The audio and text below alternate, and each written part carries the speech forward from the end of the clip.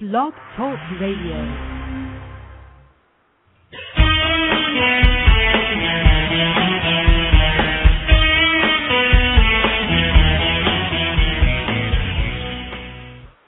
Hi, this is Natalie with Vitiligo Friends. Thanks for joining us today. Welcome to our show. It's a beautiful day here in St. Louis, Missouri. Nice and sunny, no rain, thank goodness. I'm here with Joanne. Hello. Giovanni. Hello, saying your name. I know. You've done that before. I always just say that with an Italian flair to it, or my version of an Italian flair. Thank you. Today we are going to talk about a really great book that Joanne teaches in her class, stress management class over at the St. Louis County Community College at Wildwood, and it's called Can't Shove a Great Life into a Small Dream. Great, and it's so true. And after that, we're going to talk about some home remedies and prescribed treatments that we're all using. There's been a lot of chatter on the Facebook page, our Vitiligo Friends Facebook page, and so I thought we could talk about that. And at that point, if you guys want to call in and share some things that you're doing and results that you've gotten or lack of results, so we can all learn from that, that'd be great. And feel free to call in at any time during the show while we are discussing our topics. That call-in number is 858-769-4727, 858-769-4727. And if you didn't have a pencil to write that down, you can go check out the number on the Vitiligo Friends Facebook website. And I've got the number written on that where I've announced this show being on right now, and it has the live number on there. So that's it. That's all my announcements for the beginning. See you later. All right. So, Joanne, will you tell us about Can't Shove a Great Life into a Small Dream? I would be happy to. Anytime I find a good book, story, lesson learned kind of thing, I like to use it in my classes, pass it on to whoever I think might be interested. And we talked last time and maybe even the time before that about one of the things with living with vitiligo is the stigmatism it has with being so visual. And sometimes that not only makes you feel bad about how you look, but it also makes you kind of lose some self-confidence and can kind of stress you out, makes you a little anxious. Sure. So this book has a really good story in it that I'll just kind of really quickly share with you, and then we can jump into how it maybe would affect your lives. And it's called Whose Clothes Are You Wearing and Whose Life Are You Living? And it starts off with a father giving his son his old clothes that were hand-me-downs from his father. And the son, being the good, obedient son, takes the pants and the shirt and the coat, and he puts them all on and wears them as his father asked him to do. The problem was they weren't to his liking. And as time went on, he would find a shirt that he liked or a pair of pants that he liked or a coat that he liked, and he'd want to wear that as well. But because he couldn't quite shed his father's clothing, he might put on the shirt with the old coat or the old pants with a different shirt or whatever. And he realized that he was doing this all because his father had expected him to, and that it wasn't his true self. And so as time goes on, basically the story ends by excuse me, it's okay, by addressing the fact that, you know, whose clothes are you wearing and whose life are you living? And to make that be a little bit more stress-free and allow the true you to shine, you really do need to shed some of those clothes, some of the ideas, some of the preconceived notions people have about you or expect of you, and let them see who you really are. And that's not necessarily through clothing by itself, but it's obviously one statement that we do, express to the people and that everyone sees about us is how we dress. But another one is just, how you shine through when you really allow the true you to come through. So, or what's your favorite word? Authentic. Your authentic Your self. authentic self. Natalie's not sure about that word. It just sounds so new agey to me. And I don't have a problem with New Age stuff because I actually follow so much of that on my own. I think it just maybe overused, kind of like an overused word. There's a lot of words like in the business world or tech, but buzzwords. The buzzwords, yeah. That's what I was looking for. And it sounds like a buzzword to me, a New Agey buzzword. And so it just Okay, we'll throw out a whole bunch of other ones, and maybe another one will jump out, and we'll use that one instead. No, I like what you. I'll just have to accept authentic self for what it really means, because it's not a new agey word only. Somebody just coined it in the new age industry, very old but really, because we use it for other things, but it really means just being your true self, and that's hard to do. I think that most people are not authentic. Most people, and I'm not talking about how you emulate other people's actions for success. Like you have to, if you want to be an Olympic champion, you emulate somebody else who was in that field, and you do their practice like they did. Right. If you're an actor, you study somebody else. That's all fine. But we're talking about just not being you because you're afraid of that nobody will like who you really are. Or some people don't even really know. That's what I was just going to say. Yeah. So good. I know. Oh, you're reading my brain. It's kind of scary. Don't read my brain, please. And I think that that's something we should do on another show is how to discover who you are. Because that doesn't have to be a weird thing. Because some people might go, God, of course I know who the hell I am.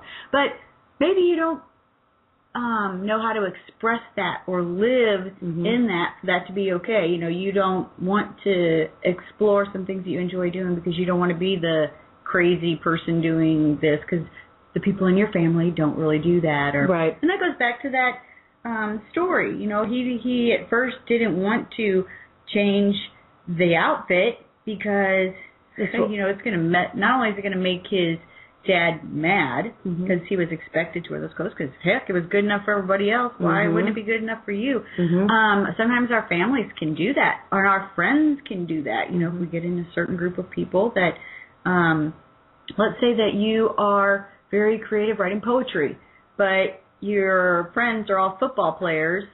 And you're a guy, obviously. And the story wouldn't go for a woman on that case. So you don't allow that part of yourself to come out because you think that's going to be kind of weird to your football player friends. But so you don't have to share that with them. You can share that side of you with another group of people or whatever. So it's about allowing yourself to be authentic, to be you. However you really are. And like with us, we have vitiligo. Right. And so we have to not just accept that we have vitiligo because I hate when people say, just accept that about yourself, about whatever, Oh, I have a hard time doing this. Well, just accept that. Well, that's easy to dole out that kind of fluffy information. Because obviously if I could accept whatever easily, it would be done. So maybe it's not about accepting it, but just gaining tools such as realizing who you are, self-confidence, to live happily with that. And I think the more, when you said that about the poetry and stuff, a word jumped in my brain. We all have like yearnings and little desires that I always call it tickle the brain kind of thing, like, I wish I could do that. Oh, I'd love to try that. Right. I'm too scared to do that. Or you don't know how to do it. We don't know how to do that. And you said earlier in another show about, try something new or try something daring. And I think that does push us. Oh, go outside your comfort zone. Buzzword. Right. But it's my buzzword, so it's all right. Okay. Not really, yeah. You're right, it is. But it is true. And so the more you allow all those true feelings and those passions and yearnings, then guess what? The vitiligo and the anxiousness, the worry about it, I would think it would slide down on your list. Right, because your there's life other is parts so of full. you. Well, that's just like, and we did discuss this in our show earlier today that was not recorded properly. I wasn't going to say that. I said earlier show. Yeah, earlier show. It was. Today. Lost my train of thought. Completely lost my train of thought. We were talking about the things going up on your list and vitiligo taking a back seat because... thank you. Yes, thanks.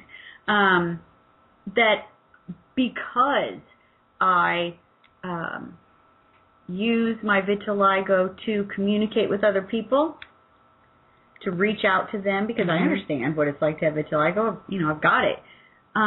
Then that makes me feel so good when people write to me or send me notes on Facebook, and, you know, we talk about the vitiligo, or they write because they're feeling sad and, you know, ask for some advice, like how do I make myself feel better and stuff like that.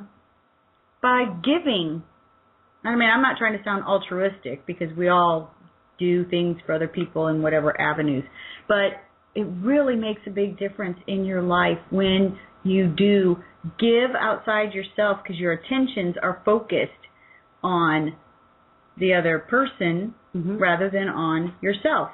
Like, I rarely think about my problems living with vitiligo, you know, that I don't like it, because I'm always reaching out to be supportive to other people who do have it and feel that way, and then it just kind of makes a little family, because we're all there for each other. And that's just so important.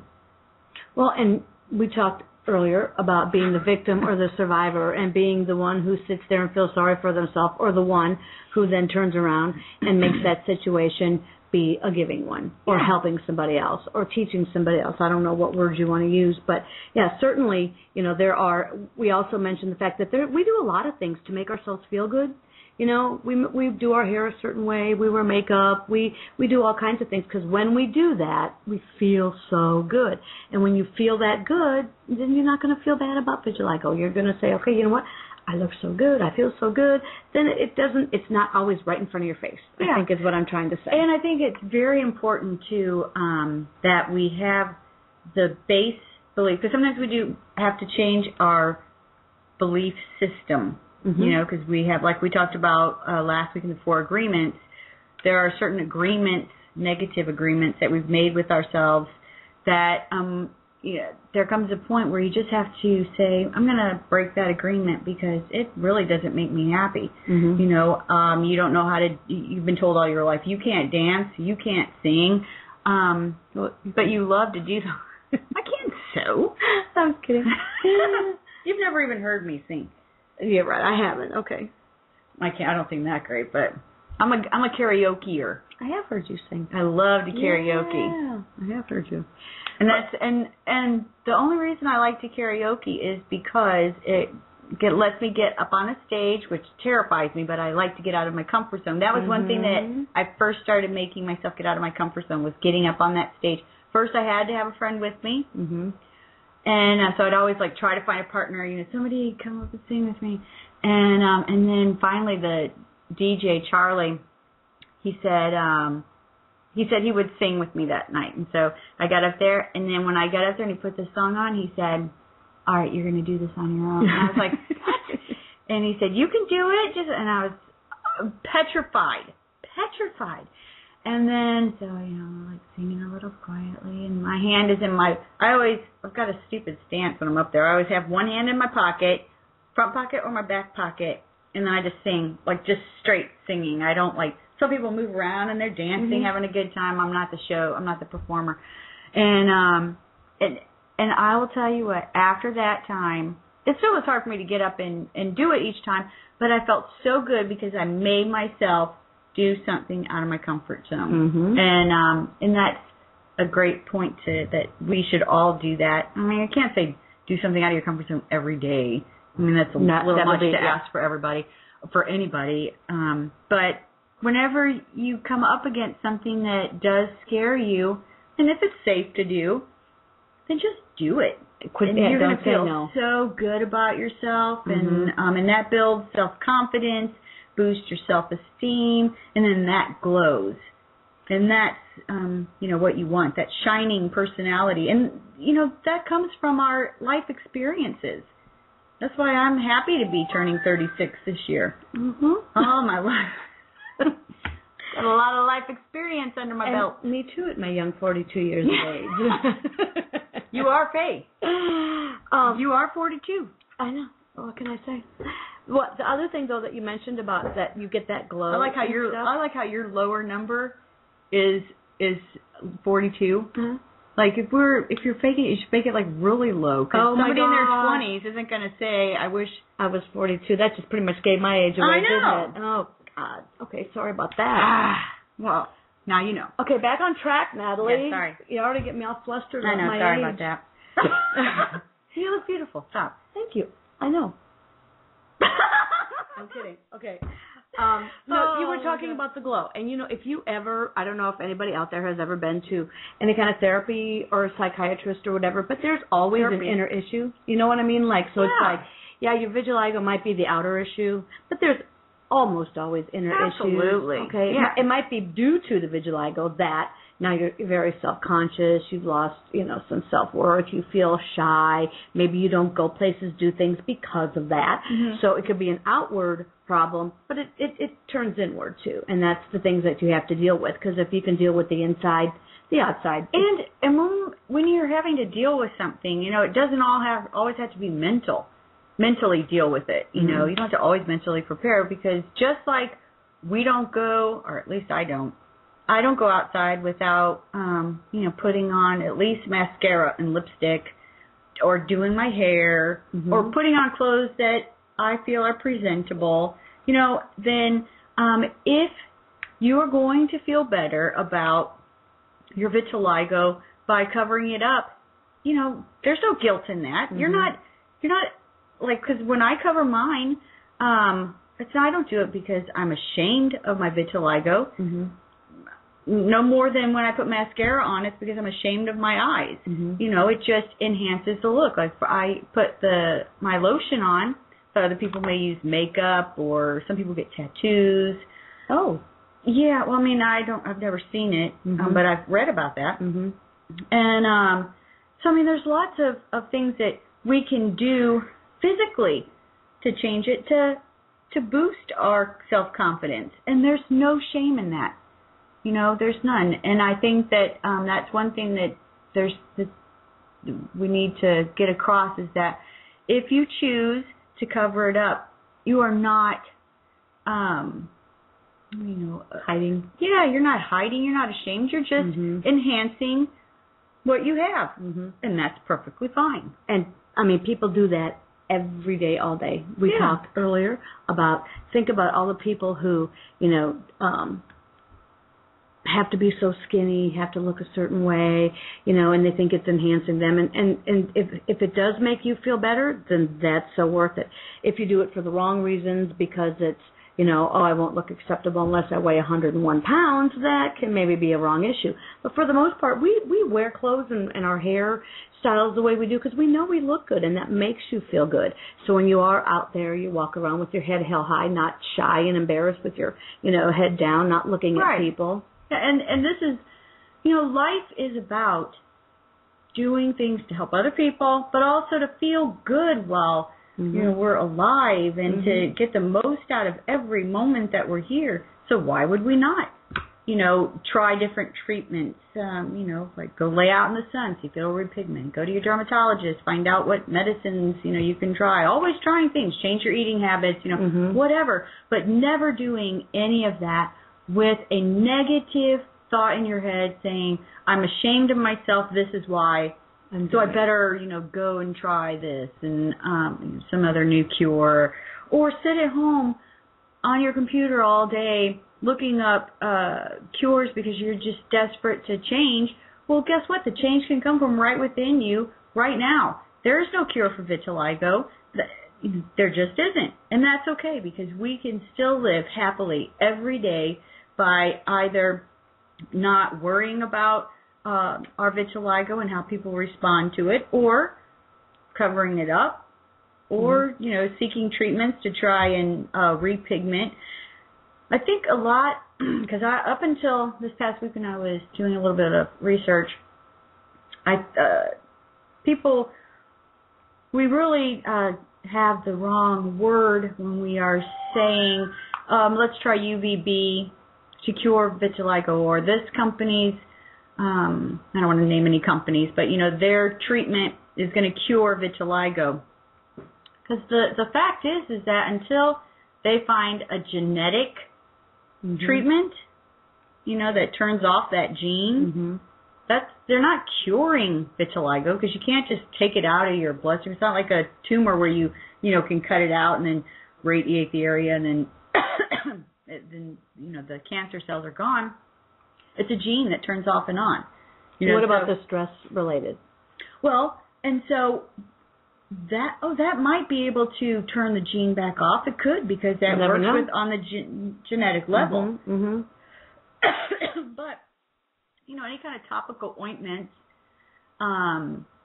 or changing your eating habits and or exercise and reducing your stress level, those are all fantastic. I mean, I try them and I work with them. I do them all the time, and I think those are very, very important to keep doing just to be healthy.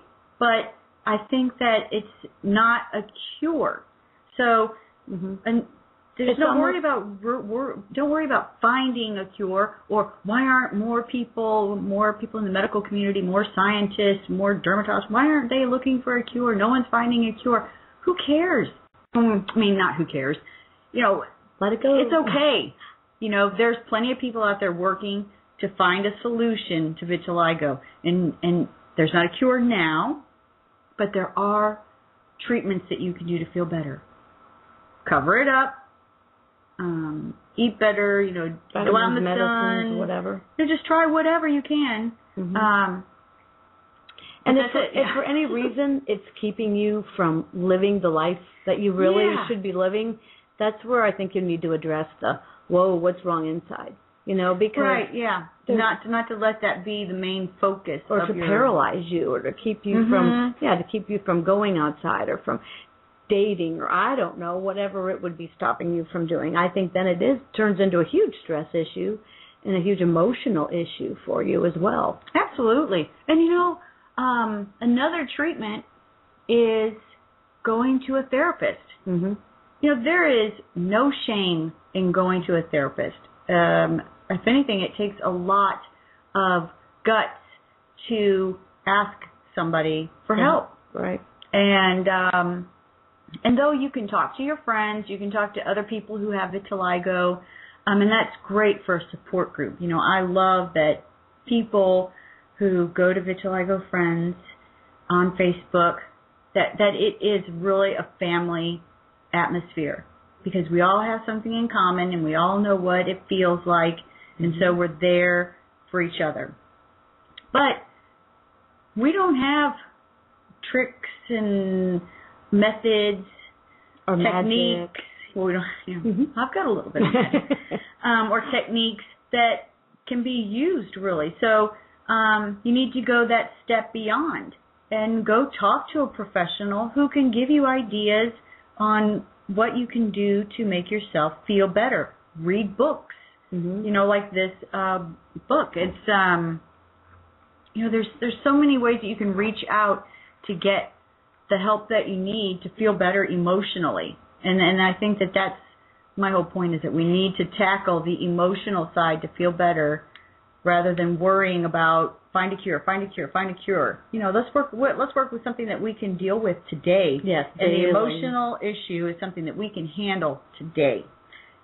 Talk about our retreats, because talk about some ideas. That's right. Good. We are going to introduce some ideas. Joanne and I are starting a podcast, and they're called Vitiligo Friend Retreats. We'll have them once a week, and we'll be doing that through Skype, so you can join us live, and we're going to just do emotional work is what we're going to do. Fun things. So, it's going to be exciting, and we'll discuss things together, implement techniques, and we're going to do that in different areas around St. Louis. We'll have nice scenery to look at, and then also just be together. Mm-hmm. And if you have any ideas or would like us to try something, or introduce something that maybe we don't know yet or haven't tried yet, we'll be more than willing to do that. Maybe. If it's within our possibilities. That's right. We don't know what people could write in wanting us to try. Like, I'm not going to stand on my head to see if, maybe. Maybe. No, but yeah, that'd be great. Yeah, email. You can email me on the Facebook Vitiligo Friends Facebook site. You can leave a comment on that page too, and then we'll get it there. All right, let's go. Let's go now to our next segment about the home and prescribed medicines. And in between that, while we're waiting for callers with stuff, and we'll discuss another story from our wonderful book, Can't Shove a Great Life into a Small Dream. Our call-in number is 858-769-4727. So one of the things that people discuss a lot on the Facebook site is different treatments that they are trying or that they've heard of, and has anybody tried that? So there's vitamins. The ones that people mainly talk about are folic acid, B12. I have to say that's, and Bioprint. And Bioprint is actually like an enhancer. You know, like how you're not supposed to drink grapefruit juice when you take medication, because it allows your body to absorb more than what's in there. Mm-hmm. It might be easier to understand that if you knew that when you get a prescription, if it says it's 200 milligrams of blank, well, that 200 milligrams isn't really 200 milligrams of that. That's how much in that pill our body will absorb under normal conditions. But if you drink grapefruit juice, it will allow more to be absorbed into your body, so you could, let's say, get 500 instead of 210 or whatever it's supposed to be. Mm-hmm. Do you understand that? I do, yeah. And that's correct, right? Yeah, that's my understanding. And you were the one that told me about it when I was taking something. I remember that. And I was right, that's right. You were taking your medicine. And I was eating grapefruit. And you were like, Joanne? Do you want to die? I was like, oh, I did not. I wasn't aware of that. So, yeah, it's amazing. You really need to you can look it up just to verify. Yeah, your medicine against grapefruit. And that's true. It's well documented. Uh-huh. So Bioprint is kind of that same effect. It allows your body to absorb more when it won't absorb. So like my body doesn't absorb a lot of B12 easily. So when I take a Bioprint, the idea is that it's getting more into my bloodstream of the B12. Okay. And whatever else I eat, obviously. So if I'm taking all my other vitamins, then my body is allowed to absorb more of it. And most of the ones I take are water soluble, so there's no danger in that. Mm-hmm. So you do have to, even though a lot of these vitamins are over the counter, you do need to talk to somebody who's knowledgeable about them. Like I go to Golden Grocer down in the Central West End, and the owner of that place is fantastic and so knowledgeable. And so he explained Bioprint. I thought that Bioprint was just because it's a derivative of black pepper. I just thought that it was going to be good for me for the vitiligo, because they're doing research on black pepper repigmenting your skin. Okay. And so that's why I was taking the Bioprint. But in fact, what it does is properly absorb into your bloodstream the vitamins. And so maybe that's more where the repigmentation might be coming in, because it's opening up that channel to allow more vitamins that you're supposed to have, rather than, that being just some kind of magic bullet. Well, have you read, and this, you might know this already, I don't, but even just taking your vitamins like with the right liquid, like if you take certain vitamins with iced tea, totally wipes them out because of the with the tannic acid in the tea or something. Now I don't know if it's a certain vitamin, so don't quote me on this. It's already quoted. I'm sorry. Quoted and but anyway, podcasted. I remember when someone told me to quit taking that and drinking iced tea. It wasn't me doing again, me was it? Because I sound like a know-it-all. No, it wasn't you that time. Okay. But so a lot of times I think, people take these wonderful vitamins, and I'm wondering how much they really are even getting. Yeah, of voids the vitamins. out, right. What voids it out. Well, and so Bioprint would be a great one to take, because maybe that would counteract some of that negativity that that might be experienced if you're not taking them correctly, or just talking to somebody who knows what they're doing. Find out, because it's amazing the money we will spend. Vitamins and supplements aren't cheap, and so if you're taking them and you think it's doing some good, and then you find out later, oh, I drank a cup of coffee, or I ate a grapefruit, or I did something that totally wiped out the good it was supposed to do, it's a waste of money. So a little knowledge can go a long way for that. And you know what? Just because it's over the counter, we assume that the directions on the bottle are going to be enough, and that they're safe. But the fact is that we wouldn't take a prescription medicine without reading the instructions or listening to the pharmacist or what the doctor has to say about, drug interaction and how you're not supposed to do it. So even with over-the-counter stuff, we should definitely do that. And find out about side effects. It's like even though a small percentage of people may experience that, what if you're that small percentage? So I think it's really important to God knows find there's a out. long list of that stuff going on. Yeah. All right, so vitamins, steroids, which are any kind of topical treatments that you may be prescribed from your dermatologist. Tanning, just either sitting out in the sun or having UVB treatments by eczema or laser extract, or going to a tanning bed, different things like that. And a new a product on the market that's, well, it's not a new product, but it's a product that's now being used as a different, with a different idea in mind. Kind of like, I just had the word in my head. I can't believe I've forgotten the word. The Rogaine.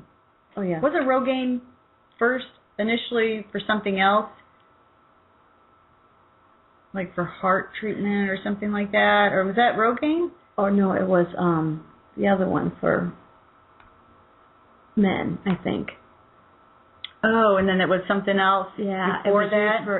They found it was good, and then they realized it worked for men and, erectile stuff. Okay. But you're right. But it was developed for one reason. They found a different venue for it. Right. And so apparently this bimatoprost, I'm sure there's a better way to pronounce that, or bimatoprost. That's probably bimatoprost. And it's the active ingredient in the lutein for your eyelashes to grow. And the funny thing is on the I bought some, not Latisse, but it was another brand, and it says on the directions, to be careful because it can cause darkening of the eyelid, like where you put it on there.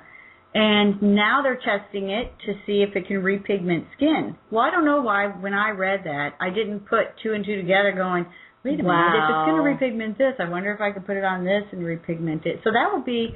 So wait, and is it a gel?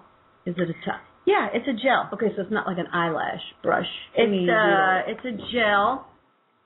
I'll go get it for you real quick, so you just entertain them while I get that. Well, I will. I'll be happy to entertain them. I've read that on her site, actually.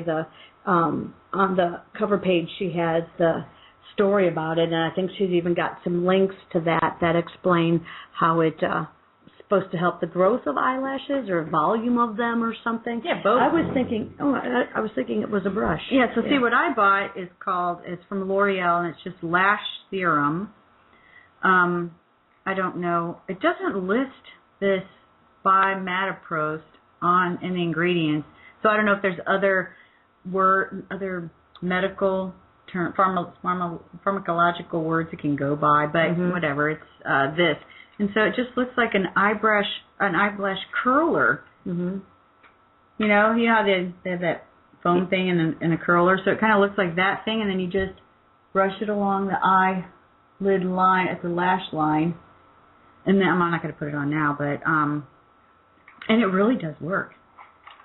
I mean, I don't know about the color. I didn't notice any darkening, maybe just a little bit, but not enough that it makes a difference because I wear a liner, so it didn't bother me. It's supposed to help your eyelashes grow and be thicker and longer, and it really does work. Yeah. That's cool. Yeah, okay, so I like it. What about the gentlemen out there who don't probably give a hoot about their eyelashes? Well, then they don't have to put on their eyelashes, because if it does work on vitiligo, then that would mean that you could just that would be a really this cool on your... breakthrough. If only I knew if this had the Bioprint in it, I could test it. Should I try again to do another experiment? I failed effortlessly. Oh no, well, miserably. Yes, you did. With my, but this would be a lot easier actually, because I wouldn't have to refrigerate it, and it would always be at my face, and I put it on at night. Okay, and in the morning, so I would just slap it on my skin too. So let's try it. I will. Starting, what is today? Friday Friday. July 9th or whatever July it is. 8th. Okay. And I'll put it on my left hand and on my forehead. Okay. That way we can test both areas. Okay. And so, no, not my forehead. Let's do it around my mouth. If I got to get rid of some vitiligo faster than another. Whoa, that's really itching my skin a lot right now. I just put it on my hand, not in a bad way, but it's just kind of, okay. So we'll photograph her hand and her mouth,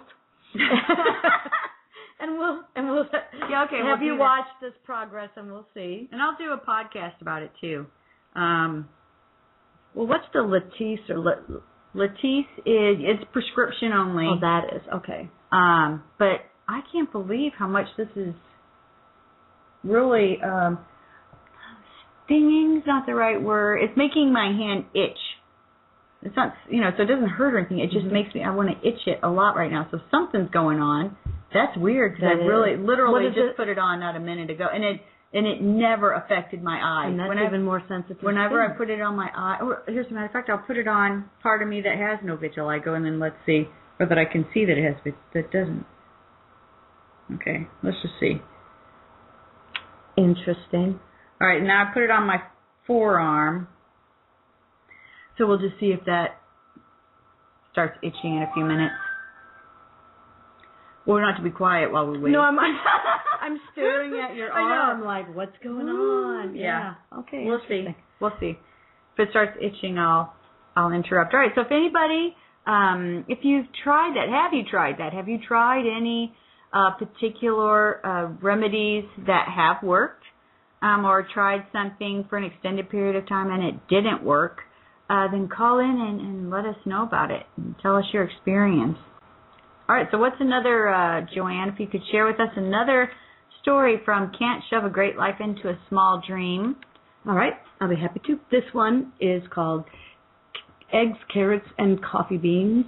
And I know the title. Terrible combination. I know. The title grabbed me.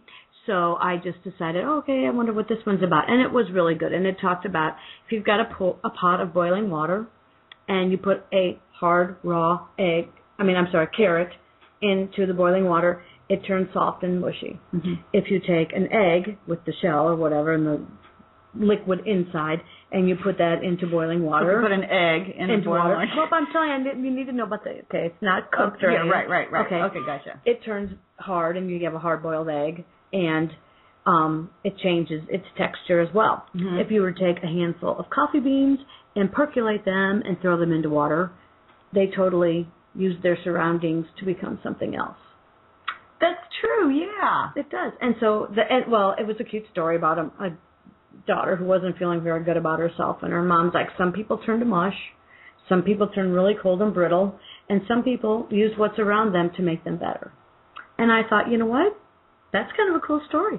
I like that a lot. Use what is around you to make you better. So whether it's, physical, mental, I don't care what, but it's kind of like don't turn to mush when something happens to you. Maybe it's all those. Maybe it's a combination of everything, because you have to absorb your reality and everything that's around and just adapt. I thought that was a good one. I love that story, It was a strange one, but I thought, you know what, that's kind of a good one to remember.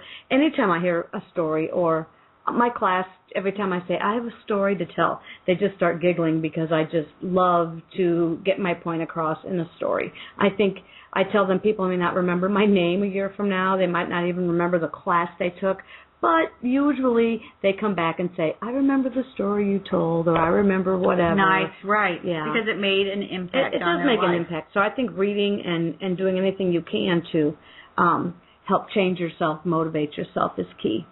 And then, do you have another story? Live. I like having to. I'm just looking up the author. Oh, the author of that. Yeah. Oh, very good. I always, when I have my books, I always like to pass them along too, because I found this one. It was actually in our bookstore, and I couldn't find it right away. And I don't know if it's an older book or if it's brand new. I really don't have any idea when it was even copyrighted. But Nathalie's looking that up as we speak. So the author is Tony. Let's see, what is it? Tony Magee. Magee. Yeah. Magee. What am I? Yeah. And John. What am I? It's from some foreign country. I can't pronounce the names. Tony Magee, and let's see, it does not give a Tony Magee, MS, MBA, pretentious fool. But I like the next part because it does talk about the 12 essentials to match your dreams to the life you want.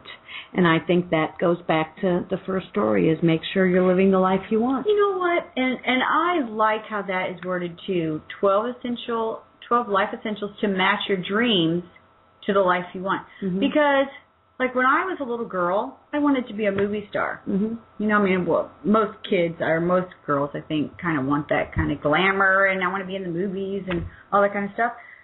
But it didn't really match the life I wanted. So that was a dream, but I didn't want a life where you kind of are in danger almost all the time for somebody, the threats. It's a little bit too, I wouldn't want that kind of life where it was just too much that threatening and danger. Does that make sense, or does that just sound kind of stupid? I was going to say, well, not all actors and actresses are in danger, but I can understand. You know what I mean? Their life is in such the public eye, right? That you really have to be so very careful about everything. And even if you are careful, anything can be turned around to however somebody wants to see it. Mm-hmm. And you can't afford even accidents. Like I was today, I read in the paper that Catherine Middleton. Well, it's not Middleton anymore, but Prince William's wife. They're in Canada, and her dress kind of blew up a little bit in the wind, and so you could see her underwear. Mm-hmm. And now this is like the most tragic thing that's happened to the royal family in so long. Not tragic, but like biggest incident that's happened, and it's like, really? Because somebody saw her little panties. How could she have helped that? Yeah. That things like that just happen, but now it's like the talk everywhere, and so that wouldn't fit the life I want to live, even though that I did have that dream. Mm-hmm. So I think that's very important, that we also can separate what we find to be fun daydreaming, and if we don't attain that we haven't failed, or that we didn't not do that, because it was just it's fun to sometimes daydream about different things, but what you really want in life. And I think that that's something that we can all work on. So that book can be bought on Amazon, or you can get it at your library and local bookstores. So, Joanne, any final words that you'd like to impart on people? Well, I was just going to say the last little thing about the essential part was really good, because I think a lot of times, too, your dreams can turn to passions, and if you listen to your passions and those little last time I don't remember, the little tickling of the brain thing, or desires or whatever. Yeah. Let them come to the And foreground. don't let it be overwhelming. Just take small steps towards your dreams, and then your vitiligo won't matter so much, because that's just a part of you. I mean, there's plenty of famous people and not famous people, but people who do great things who have vitiligo, and it doesn't stop them. Don't let it stop you from doing anything. Don't let it stop you from doing anything. What am I, an echo here? I don't know. Thank you so much for listening today, and I'm sorry we couldn't get, there's about 10 callers, and we could not get our switchboard to work today, so I'm very sorry about that, but we'll try again next week and get that fixed. We'd like to thank our sponsor, Vitiligo Cover Lotion. That's at shop.vitiligocover.com. And please join us on our Facebook page, Vitiligo Friends, and the search engine will get you there, and just friend us and then join the family. It's a really nice group of people. Retreats. And then watch for our retreats. Those will we'll put some announcements on the vitiligocover.com website, and we look forward to seeing you there. We'll talk to you next week. Bye.